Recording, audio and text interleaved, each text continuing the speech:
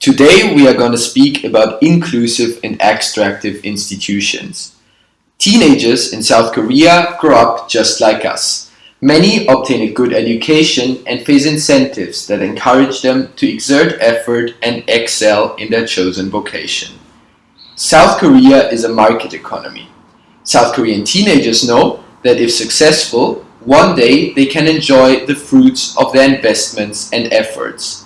They can buy computers, clothes, cars, houses, and healthcare. They can start businesses and inherit their property to their offspring. This is in large part because the South has well-enforced property rights, meaning that its citizens can hold property like businesses, houses, cars, and many other things without fearing that the government or anyone else will arbitrarily take it away.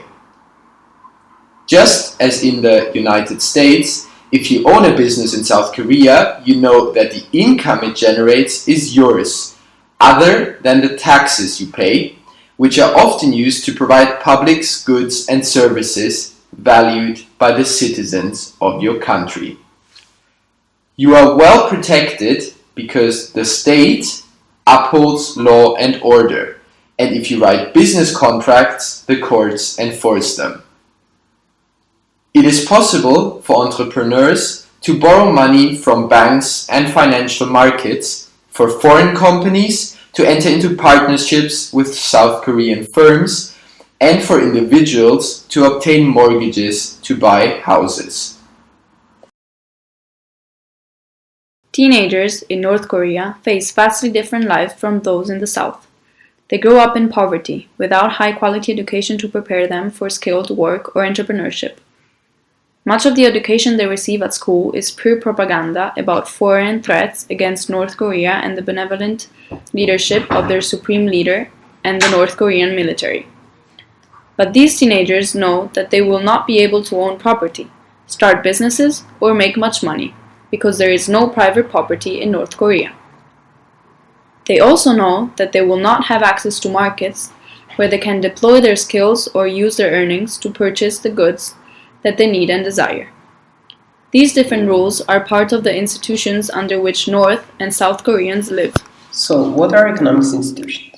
Economics institutions are those aspects of society's rule that concern economic transactions.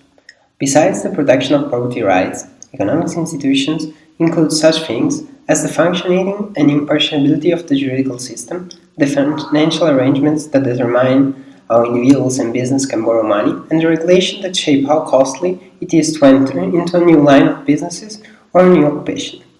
When society's economics institutions provide secure property rights, set up a juridical system that enforces contracts and uphold law, allow private parties to sign contracts for economic or financial transactions, maintain relatively open and free entry into different business and occupations, and enable people to acquire the education and skill to take part in such businesses and occupations, we say that they are inclusive economic institutions. The economic institutions in South Korea approximate these types of inclusive economic institutions.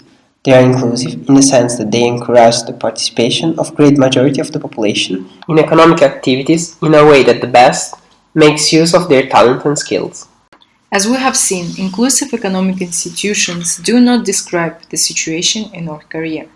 Extractive economic institutions fail to enforce property rights, contracts, regulations, financial arrangements, education, to erect prohibitive entry barriers, and all of this destroys the working of the market. Extractive economic institutions terminology stems from the fact that such institutions are often shaped by those who control political power to extract resources from the rest of the society. Without the political elite's tight control of the state, North Korea wouldn't be able to maintain a system that condemns tens of millions to poverty. Extractive economic institutions tend to be supported by certain types of political institutions, which concentrate political power in the hands of the political elite and put little constraints on how political power can be used. That is exactly reflected in the North Korean GDP per capita number being only $583. Similarly, inclusive economic institutions tend to coexist with different types of political institutions, which tend to distribute political power more equally in society, so that no single individual or group is able to use that political power for its own benefit at the expense of the rest of the society. That is exactly why the South Korean GDP per capita is much higher than the one in North Korea and comes to be 24,479. Another way through which we can show the discrepancy between South and North Korea is by looking at their current HDI figures. The HDI combines income per capita, life expectancy, and measures of education to a more historically measure of the standard of living. While South Korea occupies the 17th spot in the world ranking, one cannot derive any kind of data from North Korea due to the strict disclosure.